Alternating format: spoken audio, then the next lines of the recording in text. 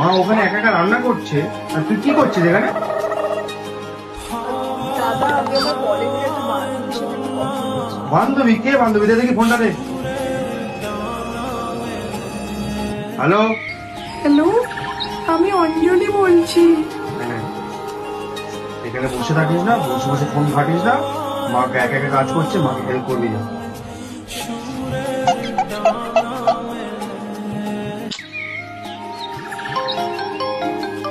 Unknown number দিয়ে phone আসছে।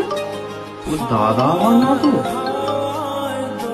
Hello, আমি বিকাশ বলছি।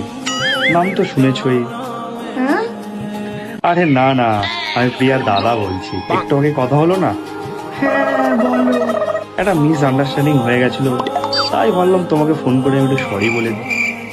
তোমার গলার ভয়েসটা কি মিষ্টি, কি সুন্দর। আমাকে বিয়ে করবে?